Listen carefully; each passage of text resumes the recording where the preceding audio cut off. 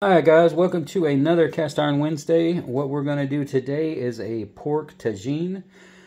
Got this yesterday from an online auction. It had never been used, but I scrubbed it up really good because, of course, it was on an online auction. It's in perfect shape. I think it looks awesome. Well, we got our pork. We've got some sweet potatoes, some onions. We've got some butternut squash, some garbanzo beans, some broth. Got some apricots, and then it's going to go over some rice. So everything's going to be great. And one little addition, since we've been calling this episode 1, 2, 3, 4, 5, reminded me of Star Wars. So we're going to bring in the V-Man, and he's going to help do some cooking. We'll make sure it's not totally on the dark side though.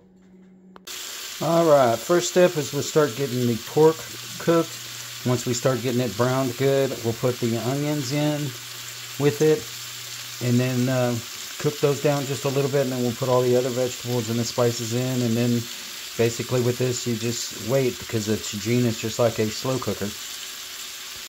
Alright, she's looking pretty good so far. One thing it did say, if you wanted to add a little, just a touch of heat to it, you can add a little bit of cayenne, so I'm just going to put a little bit in here. That should even add to it, make it a lot better. Alright, we're going to toss in some onions. Get them going. Now this recipe I'm using is a mixture from about 4 or 5 different ones.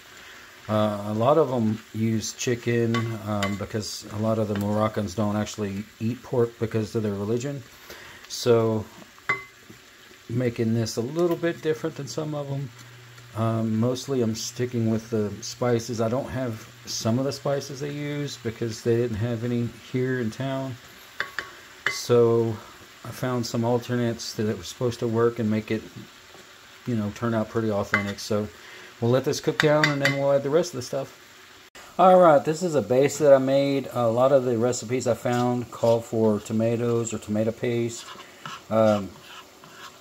So I added all the spices to it and about a half a cup of beef broth. So got everything mixed up. I'm about to pour it in here and we'll see how it looks. Alright, she's going good. I tell you what, it's starting to smell really good in here. I'm about to add in the butternut squash and the sweet potatoes.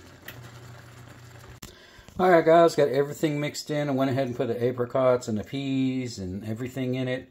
A little bit of vegetable stock to keep plenty of fluid in it.